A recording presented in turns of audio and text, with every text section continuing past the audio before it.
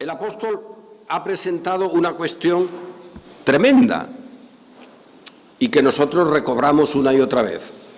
Este elemento de herejía dentro de las iglesias se daba en las propias narices del apóstol Pablo, de todo un apóstol Pablo, cuando él nos habla de que ha estado entre falsos hermanos.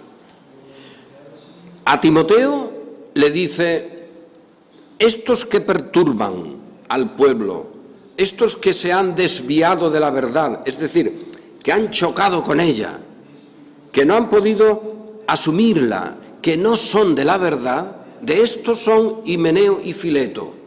¿Pensáis que a Timoteo le sonaba extraño el nombre de Himeneo y Fileto? No, de ninguna manera. Timoteo forma parte de ese grupo de pastores con los apóstoles, entre los que estaba Himeneo y Fileto, diciendo que la resurrección ya se había acontecido, que había pasado. Y esto es para echarse a temblar, porque estos que no son de la verdad, que no trazan bien la palabra de verdad, estos que caen en vanas palabrerías que no sirven, sino que son para perdición de los oyentes, muchos de ellos podrían haber sido incluso ordenados, recibidos como pastores por los pastores fieles, porque hay un momento en el cual las cosas son así. No siempre pasa, habrá indicaciones que al grupo de pastores fieles que conservan el rebaño del Señor les prevenga sobre la acción de algunos, pero en otros muchos casos, sencillamente, estos falsos maestros se habían colado en las congregaciones y habían sido pastores y eran pastores en las congregaciones. Y eso no en el siglo XII o XIII, con la oscuridad del cristianismo, sino en el brillo, donde todos los poderes del Espíritu se manifiestan en la Iglesia. Cuando hay milagros, sanidades, cuando está la acción profética, cuando están los apóstoles. En medio de todo eso se cuelan los falsos maestros y desarrollan sus herejías destructoras. ¿Es para echarse a temblar o no? Porque si eso pasaba en ese momento, ¿qué puede pasar hoy? Cuando la cristiandad no es que haya un porcentaje mitad y mitad, como se podría pensar en algunas zonas de este primer momento en el Nuevo Testamento, en las iglesias que nacen, donde podríamos decir, bueno, había 5 pastores fieles y habían salido 3 o 5 falsos maestros. Pero es que con el paso del tiempo ha ocurrido lo que pasó en el Reino del Norte, que pastores fieles ni se ven. Todos han doblado la rodilla delante de Baal. Esa es la cristiandad. Pero siempre recordemos esto: el Señor se guarda a los suyos, que son guardados al mismo tiempo por la verdad, que son y somos sostenidos por la verdad, porque hemos dicho y reiteramos, la verdad de Dios tiene poder, está viva, no depende de nada externo, y esa verdad y su poder es la que por el Evangelio anunciamos, se nos dice en la Escritura, y esa verdad es la que aquí el apóstol está presentando para que Timoteo la tenga en cuenta, que usa bien la palabra de verdad, que trata bien el asunto de lo que está en cuestión, del Evangelio, de la gracia, de la salvación. Pero frente a eso también dice, tú ten cuidado, porque habrá muchos que solo tendrán palabrería, habrá una palabra vana, profana, que conducirá más y más a la impiedad. Y esta palabra carcomerá como gangrena, será como un cáncer que se extiende, porque esto es activo, no es una cápsula, sino que hay una prolongación. Así como la verdad del Señor se nos anuncia en la Escritura, que debe ser puesta como luz en la casa, para que alumbre a toda la casa, la mentira del diablo también está puesta en la casa y en la sociedad para que enturbie, para que llene de malignidad a toda la sociedad. Y así como decimos que en la palabra del Señor encontramos el proyecto, el aviso, para que la luz del Señor, nuestro anuncio, nuestra función como pueblo suyo, alumbre a toda la sociedad en todos los aspectos, que se dice así, que alumbre toda la casa, no olvidemos que la mentira del diablo también está puesta en lo alto, también está puesta en lo mejor del sitio, para que se infiltre y llene de oscuridad, de mentira y de muerte a toda la casa, a toda la sociedad. En esa estamos. Y en esa estamos hasta tal punto de que el apóstol le está diciendo a Timoteo, fíjate lo que nos ha ocurrido. Cuando nosotros estábamos anunciando la verdad y poniendo la luz para que iluminara, gente que se decía predicadores de la luz, apóstoles de la luz, ministros de la luz, son los que están torciendo la palabra para perdición. Y nosotros que estamos desarrollando nuestro deber de anunciar la verdad, ahora nos encontramos que hay gente de los que han estado con nosotros, de los que llevan el nombre de cristianos, que pueden ser incluso perseguidos como cristianos, que pueden ser mártires del cristianismo, pero que han anunciado la mentira. Y muchos han seguido sus disoluciones. Ante todo eso, ¿qué consuelo nos queda? Saber que el fundamento del Señor está firme. Conoce el Señor a los suyos. El Señor tiene su pueblo y nadie puede quitarlo. Y ese es el consuelo que el apóstol pone delante de Timoteo y también el deber, porque no hay consuelo para nosotros, no hay gracia que nos llegue sin que eso provoque también la obra de Dios en deber y responsabilidad. Y le avisa a Timoteo, pero fíjate, en una casa grande, no es que no nos importe lo que ha ocurrido con estos falsos profetas, nos importa y mucho. El apóstol Pablo, en el texto que hemos leído de la carta a los romanos, dice que incluso lloraba por los de su nación, porque se perdían, y veía su indignidad y su ataque a la verdad. Es decir, ¿qué sentimientos hay frente a estos falsos profetas? Hombre, qué gran dolor cuando ves que en la Iglesia del Señor, en congregaciones de las que conoces a hermanos, luego allí surgen pastores indignos, miserables, que no perdonarán el rebaño y que usarán la palabra del Señor para su destrucción.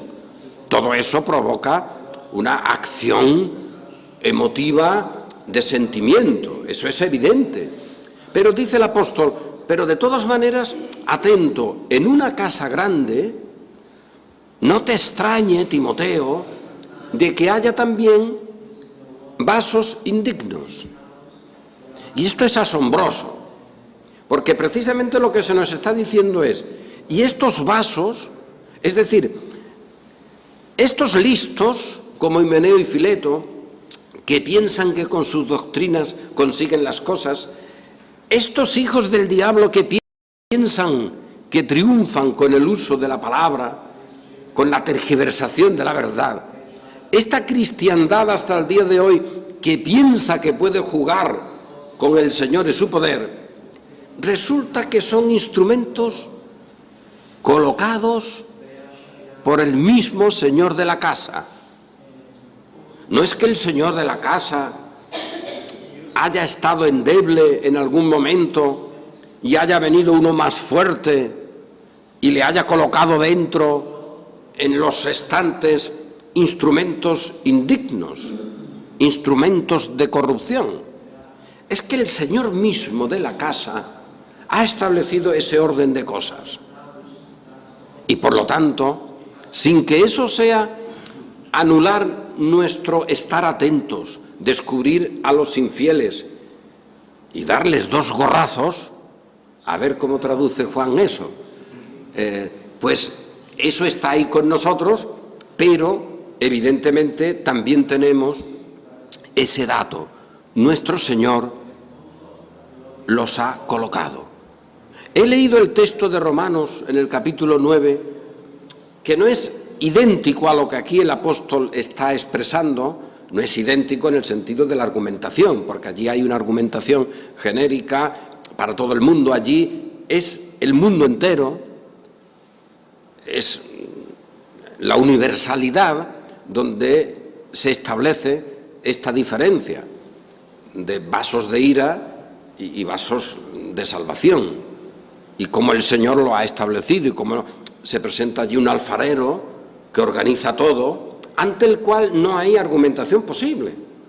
Él ha establecido las cosas y ese es el final en la fe cristiana. Nosotros no debemos caer en especulaciones sobre la elección o predestinación que dé lugar a teologías sistemáticas basadas en el razonamiento humano, porque precisamente tanto en ese momento cuando Pablo escribe a los romanos o aquí a Timoteo, lo que se nos está diciendo es: consuélate, pueblo mío, porque yo te he elegido. Consuélate. La elección, el que reconozcas y proclames que es el Señor el alfarero y el que ha establecido el orden de las cosas, eso no lo tienes, pueblo mío, para que ahora especules racionalmente y hagas teologías propias humanas. Eso lo tienes, pueblo mío, para tu consolación.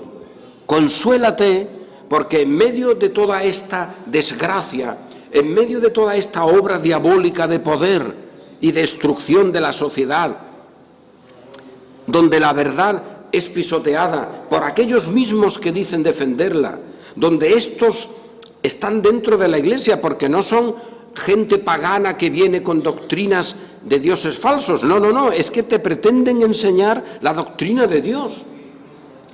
En medio de todo esto, consuélate, porque el fundamento del Señor está firme, y es este: el Señor te conoce, te ha elegido. Antes de nacer estabas en su mano, y ahora te ha hecho nacer y te conserva en su mano hasta el fin. Consuélate en esto. Y de manera particular se le dice a Timoteo: esta es la situación, Timoteo. Hombre, no te apures. Es verdad. A ver con qué cara nos miramos. Porque ¿te acuerdas cuando hablábamos con Himeneo y Fileto? ¿Te acuerdas cuando estábamos con ellos en aquellas reuniones de oración?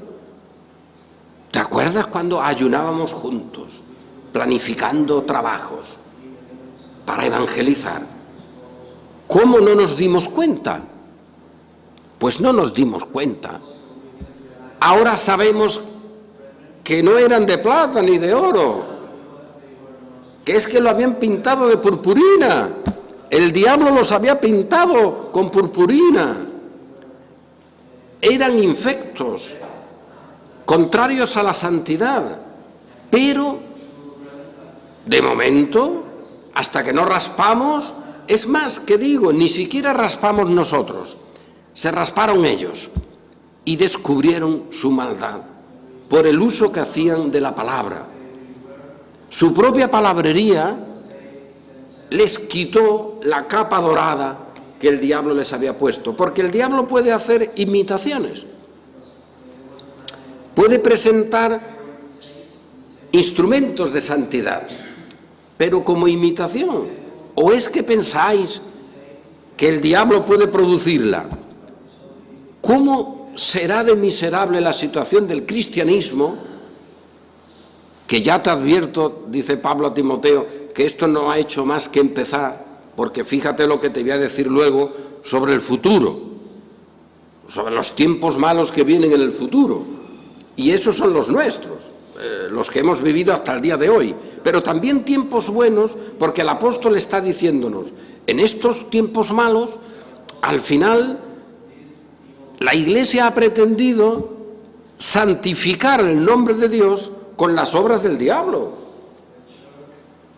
Es que el Evangelio de Cristo que anuncian, precisamente es el Evangelio de la palabra falsificada, del diablo. Y ese es el Evangelio que se anuncia, y se anuncia por todo el mundo. Y por ese Evangelio han sido perseguidos cristianos. Y han muerto, y se han convertido en mártires. Esto es asombroso, porque decirlo así es chocante. Oye, que se hayan convertido en mártires del cristianismo, entre comillas, gente que ha predicado falsedades, pues sí, porque el diablo tiene en todos los campos a los suyos.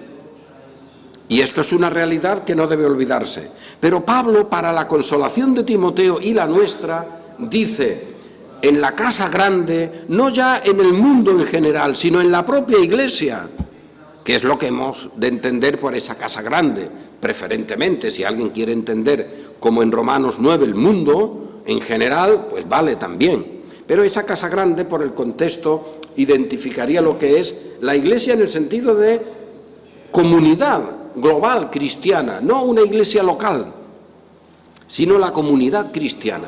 Pues en esa comunidad cristiana hay vasos indignos, hay predicadores falsos, y esto es así.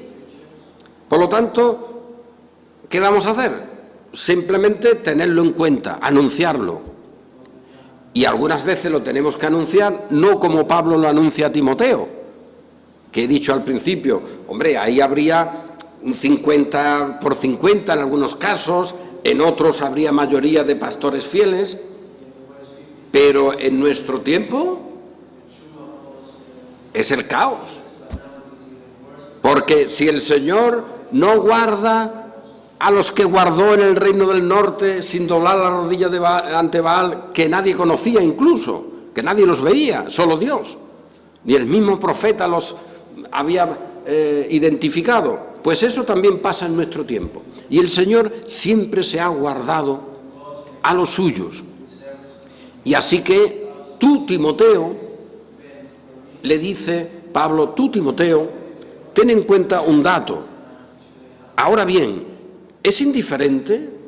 ¿Es igual que ya reconozcamos que en la casa hay utensilios indignos que pasan por santos?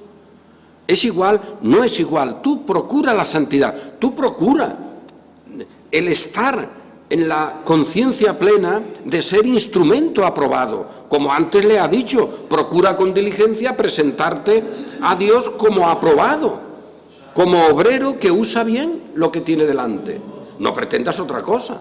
Pues ahora igual, tú busca, analiza, asume la condición de instrumento santo. No pienses que es cualquier cosa. Tú no vas a fabricarte ese instrumento tuyo como santo, pero tú asúmelo, vívelo, búscalo, ten en cuenta lo que se te dice respecto a esa situación. No es en vano. Tú no puedes crear el instrumento, pero recuérdalo que si lo eres, tenlo en cuenta, asúmelo, vívelo. Y como todos sabemos en nuestra historia hasta que pasemos a la presencia del Señor, tenemos este cuerpo de muerte, pues ahí hay que ir luchando, analizando, contemplando todas las cosas que son impropias. Y no fabricamos lo propio, pero sí reconocemos la necesidad de la santidad para el instrumento del Señor. Porque ¿cómo vamos a asumir que se puede edificar la casa con las obras del diablo? Eso no. Pero ahora sí sabemos que el Señor obra y el Señor usa las obras del diablo para la edificación de su pueblo, pero lo hace Él. Nosotros no podemos fabricarnos una providencia con el pecado para que aparezca la gracia y la grandeza de la gracia. Pero Dios sí, Dios lo hace. Y Dios precisamente es el que lleva a cabo esa obra que consuela a su pueblo, sabiendo, y fijaos que aquí aparece la sonrisa, no sabemos si tienen sonrisa los ángeles, pero los ángeles están felices. Nuestros hermanos en la presencia del Señor lo alaban. ¿Por qué? Porque esos insensatos poderes de la tierra, diabólicos, que asumen que tienen poder para hacer cosas, que piensan que han vencido a Cristo porque han ocultado su palabra, al final ellos están declarando lo que nosotros han sido instrumento de ira en las manos del Señor. Y pensaban que eran los reyes del universo. Y eran los siervos del diablo usados por el Señor para que cada uno de nosotros al final, cada uno de nosotros, esos que no contaban, esos ocultos, esos que estaban en una nación o en otra, en su día se encontrasen con su Redentor. Tenemos hoy hermanos de Corea. Hay un tiempo en la historia en que el diablo parece que ha triunfado, que allí podrá haber todo tipo de supersticiones, pero no evangelio santo. Incluso algún jesuita podrá acudir por allá por China o por algún sitio. Todo bien, hasta que el Señor establece el tiempo en el cual se encuentra con sus redimidos en ese territorio. ¿Quién ha hecho eso? El Señor. ¿Pudo alguien antes impedirlo? No, pero el Señor en su voluntad lo decidió. ¿Puede alguien ahora eliminarlo? No, porque el Señor en su voluntad lo ha decidido. Y quien dice eso, otros lugares, donde llega el Evangelio, pero todos sabemos, y el diablo también, que antes estaba en ese pueblo africano, en un pueblo el que sea, llenando de superstición, con chamanes, con idolatrías terribles a esa sociedad. Pero ahora llega la condición cristiana, ha llegado el tiempo y allí hay conversiones. ¿Y qué pensamos? ¿Que el diablo sigue estando solo en la superstición pagana de ese pueblo? ¿En los chamanes? ¿En la idolatría? ¿Qué va?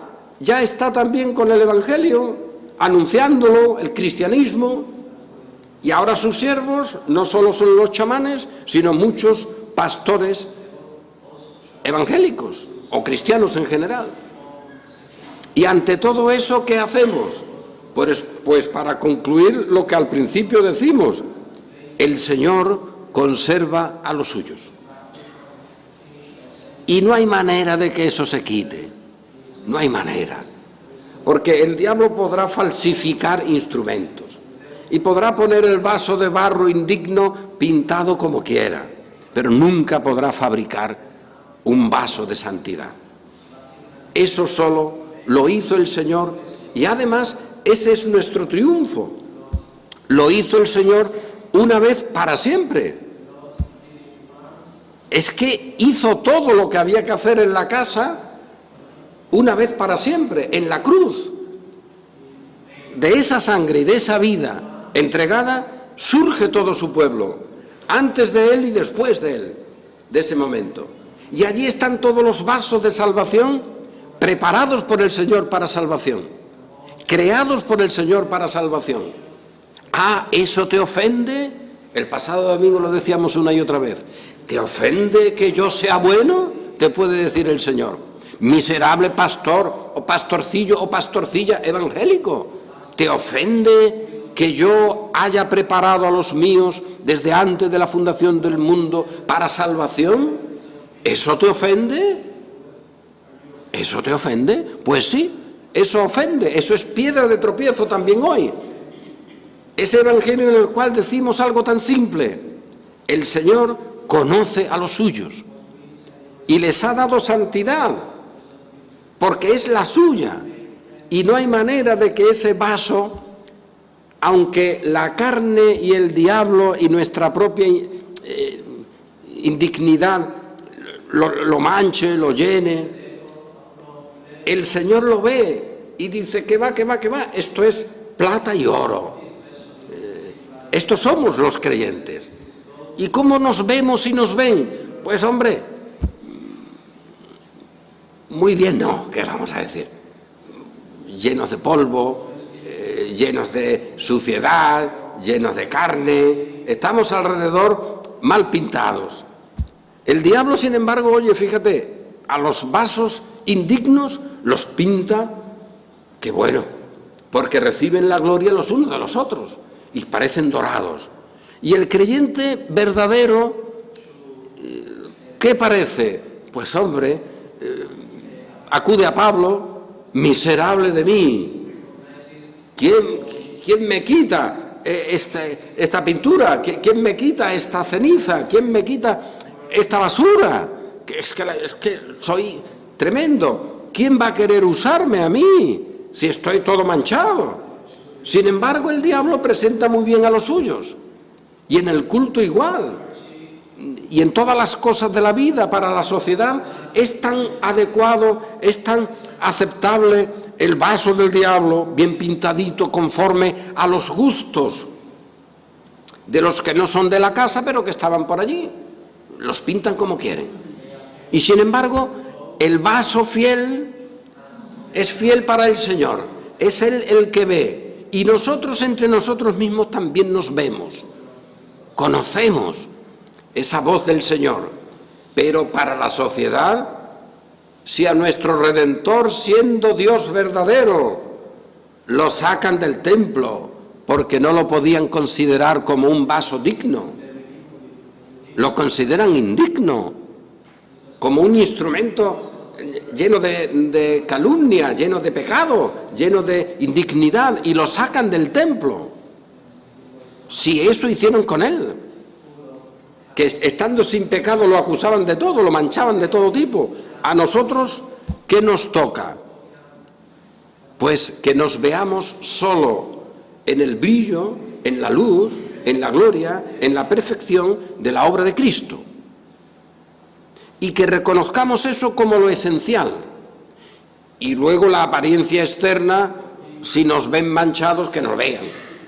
Si estamos llenos de llagas, que estemos. Porque al final somos vasos de honra, porque el Señor lo ha establecido así. Y no hay más, ni menos. Por eso nos gloriamos en el Señor.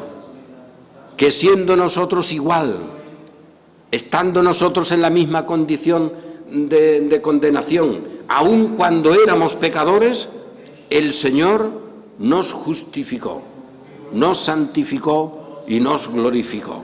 A Él, por lo tanto, sea siempre la gloria. Amén.